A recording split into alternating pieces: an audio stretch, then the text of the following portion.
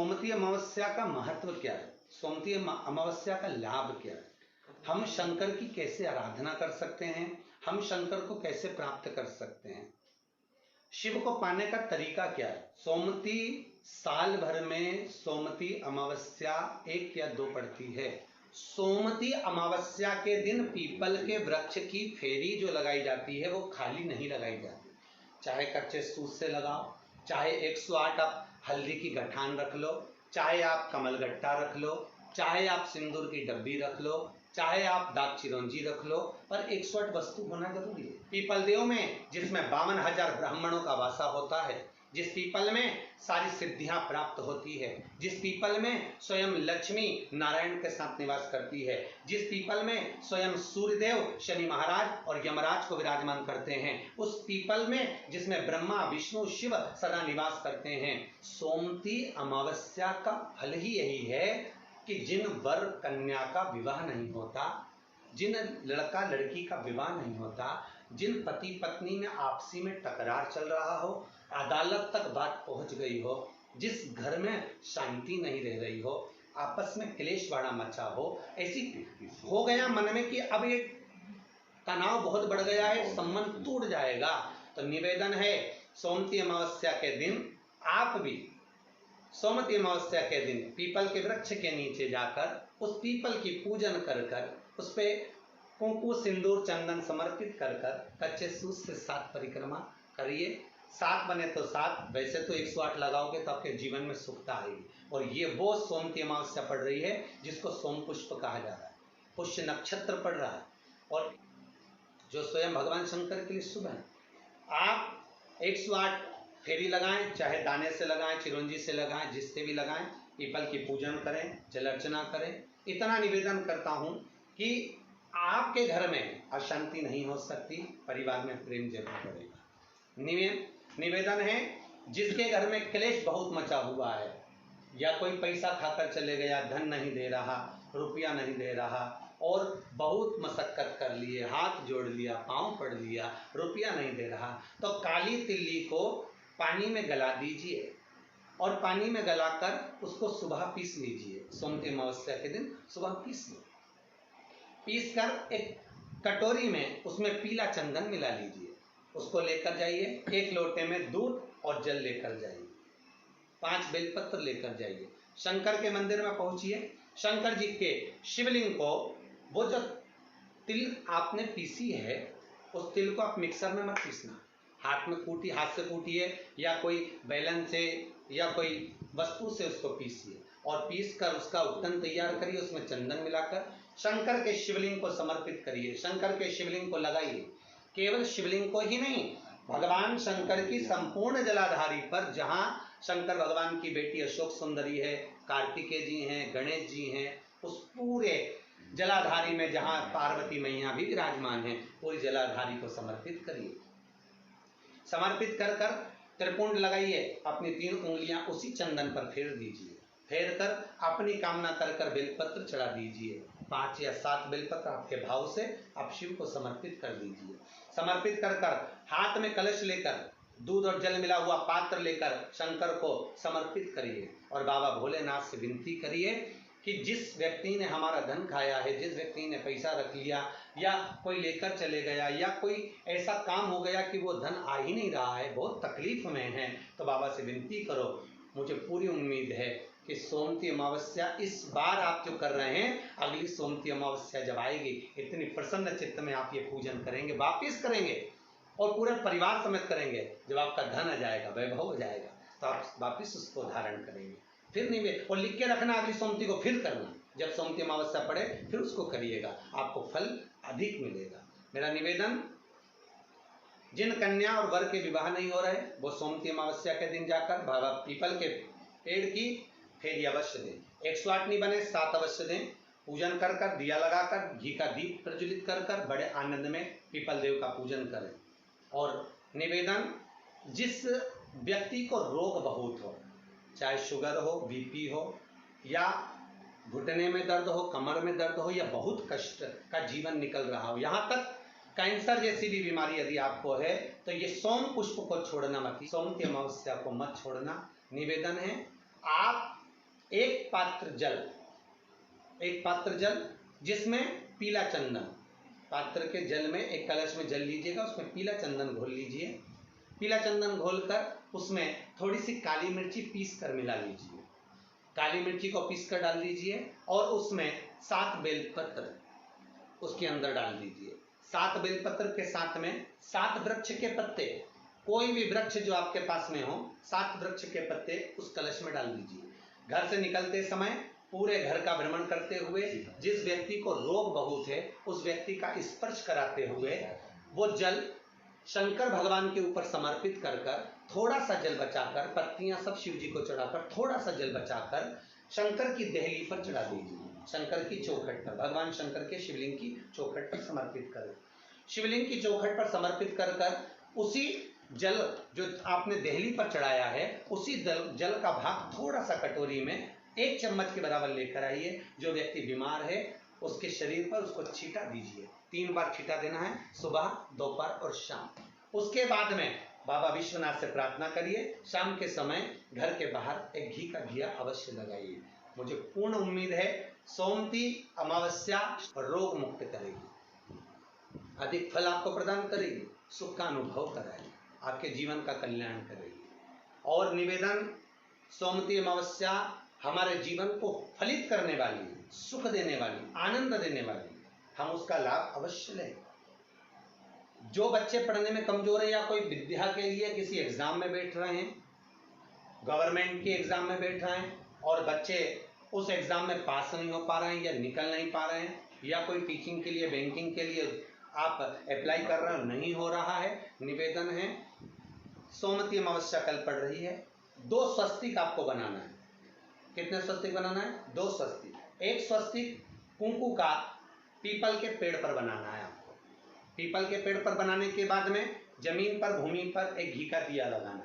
दूसरा स्वस्तिक शंकर के मंदिर की चौखट पर आपको बनाना है, किसी भी एक साइड में, चाहे राइट में बना लें चाहे लेफ्ट में बना लें।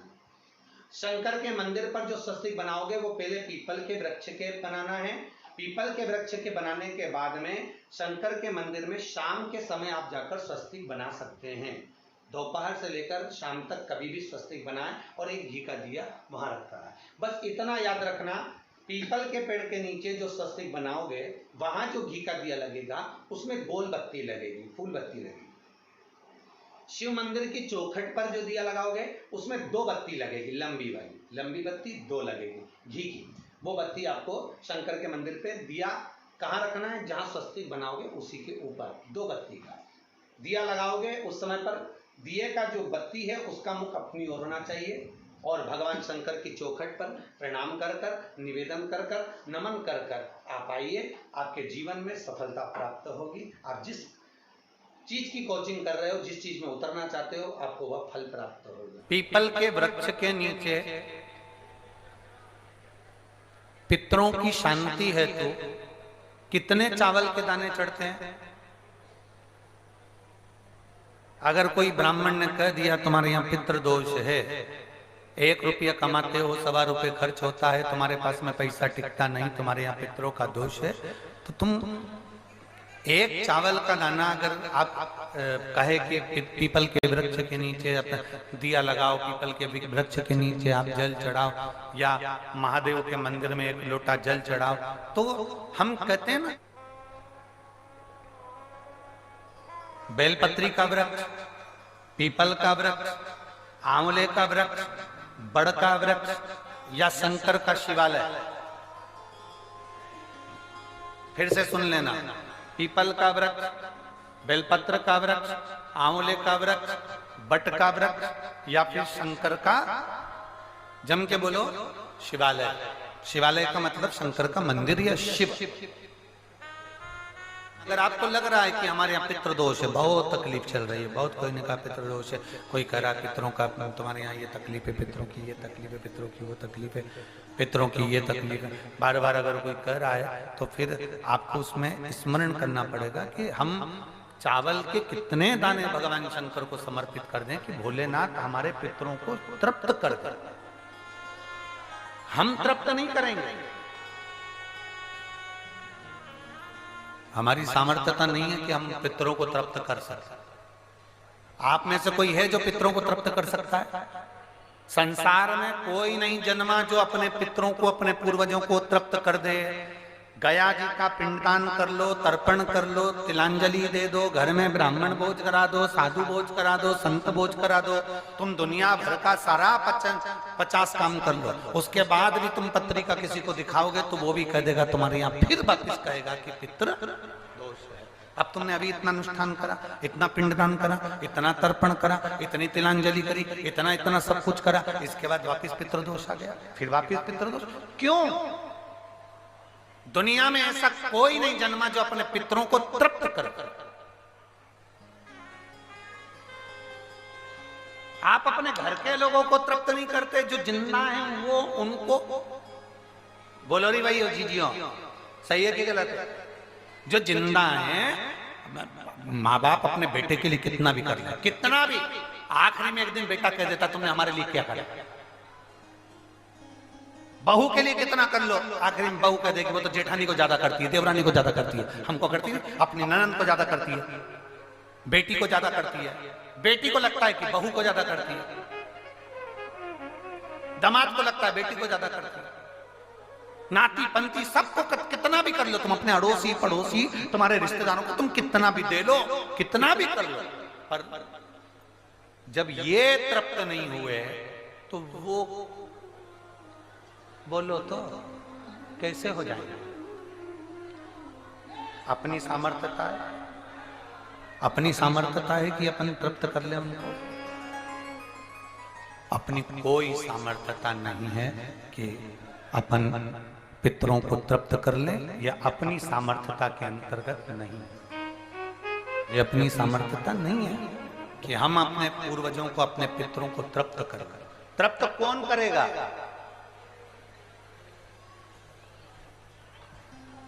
जिनकी शरण में पित्र है। वास्तु के देवता भगवान शंकर, काल सर्प दोष के देवता भगवान शंकर, जितने दोष होते हैं पितृ दोष के देवता भगवान शंकर, तो हम तृप्त नहीं कर सकते। अगर इनको तृप्त करेंगे तो देव अधिदेव महादेव करेंगे। आप 7 चावल के दाने, या तो पीपल, बेलपत्र, प्रेशर गला पकड़ रहा हल्का सा, पीपल, बेलपत्र, आंवला, बटवृक्ष या फिर शिवालय, 7 चावल के दाने आप इन जगह में से कहीं पर भी अगर आप समर्पित कर देते हैं तो उसके बाद आप जो जिंदगी जी रहे हैं, और 3 महीने फिर आप अंदाजा लगा कर देखना कि आपने जो 7 चावल के दाने इन स्थान पर अगर आपने समर्पित करे तो उसका फल पितरों को मिला कि नहीं मिला, और उसका फल हमें प्राप्त हुआ क्या। ये वो स्थान है जहां 7 अक्षत चावल का दाना भी हमारे पितरों को, पूर्वजों को तृप्त कर देता है।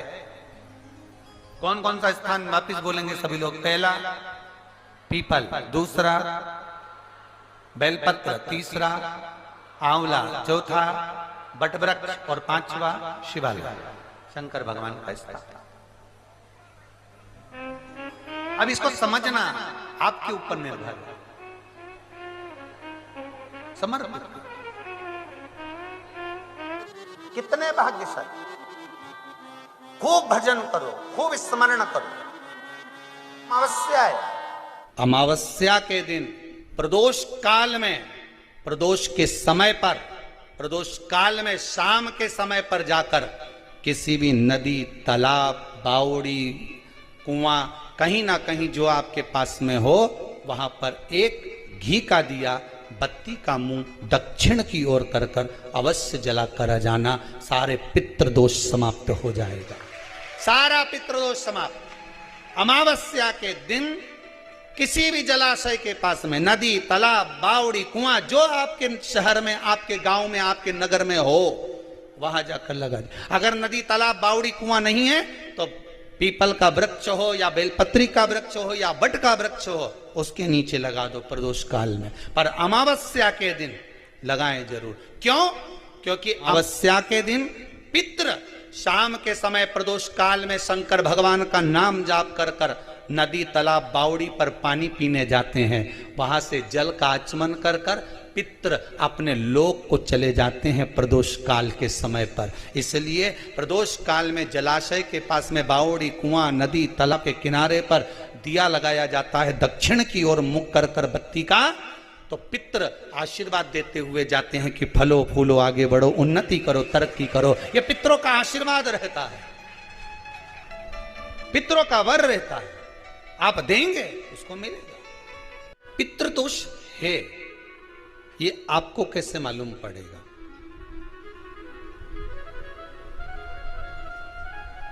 पितृ भूखे हैं इसका तो वर्णन हमने पहले कर दिया कि रात्रि को जब आप सोने के बाद में 1-1.5 घंटे बाद अगर आपकी नींद खुल जाए, 1 घंटा 1.5 घंटा आप सोइए, उसके बाद जो नींद खुली तो 1-1.5 घंटे तक अगर आपको नींद नहीं आ रही है, रात्रि को सोने के बाद में 1 घंटे बाद जब उठे तो आपको प्यास लग गई,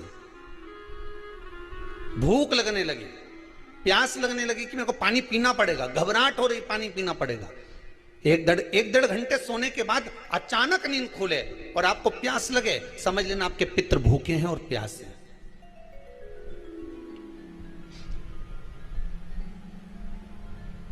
वो भूखे और प्यासे हैं, उनको जल की जरूरत है।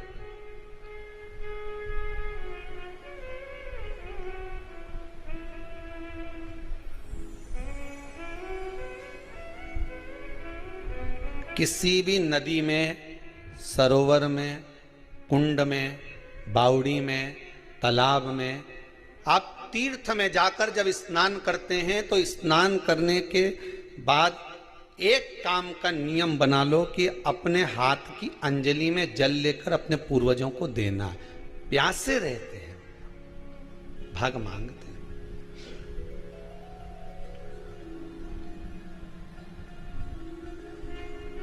भाग प्राप्त करना। 3 वृक्ष पितरों के तुल्य हैं। पहला पीपल, दूसरा बट वृक्ष, तीसरा बेलपत्र का वृक्ष। ये पितरों के तुल्य हैं।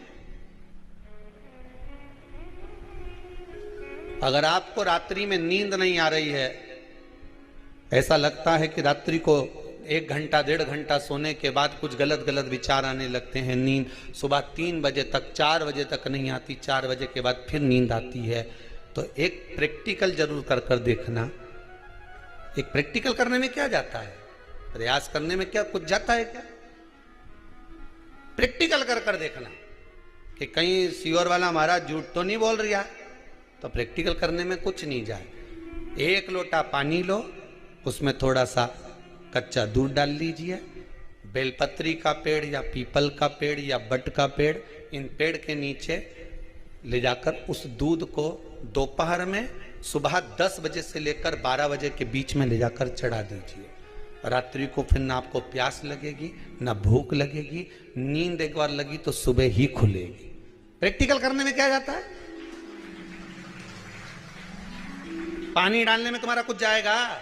अरे बोलो तो सरी, हमें 10 रुपया का दूध जरूर उसमें, और तुम इतनी चतुर हो, इतना सारा दूध थोड़ी डालोगी, तो 2 चिल्ली डालोगे। कहाँ तुम इतना डालने वाली हो है?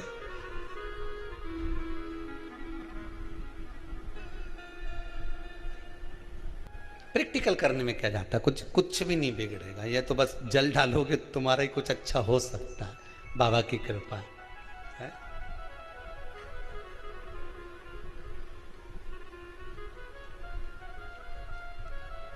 3 वृक्ष पितरों के तुल्य हैं।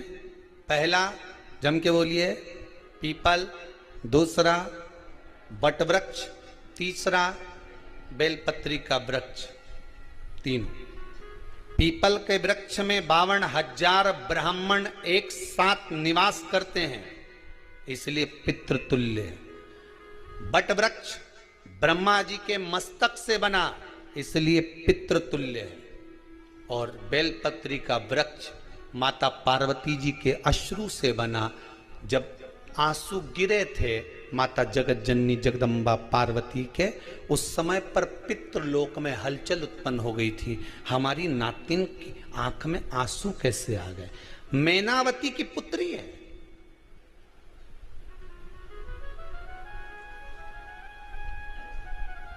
पितरों की नातिन, इसकी अश्रु कैसे गिर गए? पार्वती जी ने कहा, ये आंसू नहीं, मेरा पुण्य भाग प्रकट करती हूं बेलपत्री के रूप में। तो पितरों ने वर दिया था कि ये बेलपत्री का वृक्ष हमारा आशीर्वाद है, इसके नीचे अगर कोई दीप लगाता है, शिव को स्पर्श कर चढ़ाता है, उसके पितरों की शांति होगी, हम स्वयं उसको आशीर्वाद देने के लिए पधारेंगे। बेलपत्र का वृक्ष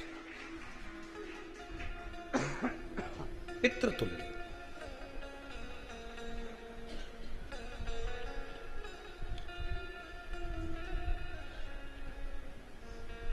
तो रात्रि को अगर भूख लग रही है, प्यास लग रही है, तो पितृदोष। दूसरा पितृदोष का लक्षण बताया, घर में कोई शुभ कार्य ना हो, वंश की वृद्धि ना हो, 1 रुपये कमाओ, 1.25 रुपये खर्च हो रहे हैं, पैसा 10 जगह से कमाई आ रही है पर घर में टिक नहीं पा रही है, आया गया, पितृदोष। जरा सी कटोरी पड़ी है, उसके पीछे विवाद चालू हो जाए, पानी ढुल गया, उसके पीछे विवाद हो जाए, या छोटी छोटी बात में घर में क्लेश मचा हुआ है, पितृदोष है। समझ लो हमारे पूर्वज हमसे खुश नहीं है, प्रसन्न नहीं। मौका लग जाए, सारी दुनिया के लोग तुमसे कह रहे हैं तेरे घर में पितृदोष है, 1 रुपये कमाते हो, 1.25 रुपये खर्च होता है, मानसिक टेंशन बना रहता है। घर में एक व्यक्ति बीमार है, ठीक हुआ, दूसरा बीमार पड़ गया, दूसरा ठीक हुआ, तीसरा बीमार पड़ गया, तीसरा ठीक हुआ, चौथा बीमार पड़ गया, मतलब कहीं ना कहीं पितृ का भाव, पितृदोष का बन रहा है। किसी ने कहा तुमसे कि तेरे यहाँ पितृदोष है, तूने ब्राह्मण को भोजन करा दिया, पिंडदान करा दिया, तर्पण करा दिया, तिलांजलि करा दी, गया जी का श्राद्ध कर दिया, हरिद्वार चली गई, वहां पिंडदान करवा दिया, ब्राह्मण भोज करवा दिया, तिथि पर भोजन करवा दिया, सब कुछ करवा के देते। अब एक काम और करके देख, एक काम और करके देख लो। जब तुम घर में भगवान शंकर की आरती, तुम्हारे घर में शंकर जी का शिवलिंग है, भले काय का भी हो, छोटा सा, भले सियोर का कंकर शंकर हो, नर्मदा का कंकर हो, चाहे शंकर पारक के हो, पीतल के हो, स्टील के हो, लकड़ी के हो, जिसके भी हो, लोहे के हो, पाषाण के हो, जिसके भी हो, शंकर का शिवलिंग अगर हमारे घर में है और आप रोज प्रतिदिन भगवान की आरती करते हो, प्रतिदिन, और आपको लग रहा है कि मेरे यहाँ तकलीफ चल रही है, ये ठीक ही नहीं हो रही, लगभग 1.5 महीना आप कम से कम 45 दिन, 1.5 महीने के करीब में ऐसा प्रयास करना कि भगवान की आरती, शंकर भगवान के शिवलिंग की आरती करने के बाद उस दिए को भगवान के सामने मत रखो, उस दिए को उठाकर जहां तुम पानी का मटका रखते हो, हंडा रखते हो, जिससे तुम पानी पीते हो, तुम्हारे रसोई घर में जो पानी का मटका, हंडा, बाल्टी, आरओ का पानी जिस मटके में गिरता है, हंडे में गिरता है, जिसको हमारे यहाँ पितरों का स्थान कहते हैं, उस स्थान पर, उस मटके के पास में, हंडे के पास में, उस बाल्टी के पास में, जहां रसोई घर में पानी रखते हो, उस रसोई घर में पानी जहां रखते हो, उसके पास में उस दिए को भगवान के सामने नहीं रखना। आरती उतारने के बाद उस दिए को ले जाके सीधे परिंडे के पास में, उस हंडे के पास में, मटके के पास में उसको रखो। केवल 1.5 महीना कर देखना, 1.5 महीने के बाद तुम्हें मालूम पड़ेगा कि हम वापिस उन्नति की सीढ़ी पर चढ़ना प्रारंभ करती है, हमें फल मिलना चाहिए। अब तुम्हें ना कहीं जाना है, ना कहीं आना है, ना कोई खर्चा है। खर्चा है क्या? ईमानदारी से बोलो, कोई तुम्हारा लाखों का रुपया लग गया क्या? रोज आरती करते हो रोज आरती। बस आरती का नियम बना लो कि हमको पितृदोष किसी ने बोला है, हमारे घर में अशांति है, पितृदोष है, कोई कह रहा है कि तुम्हारे घर में पितृदोष है, हमने सब कुछ करके देख लिया। अब हमें ये करना है कि महादेव की आरती जब होती है तो उसकी ज्योत का दर्शन करने पर 1000 कपिला गाय के दान का पुण्य मिलता है। तो ये पुण्य हम हमारे पितरों को देते हैं, जिससे उनकी मुक्ति हो जाए और हमें आशीर्वाद प्राप्त। उस दिए को नीचे नहीं रखना, आरती उतारने के बाद आरती पूरी हो जाए तब उस दिए को ले जाकर, जब आप ले जाकर उसको रखें तब उस स्थान पर रखें जहां पितरों का स्थान, जहां पितरों का स्थान।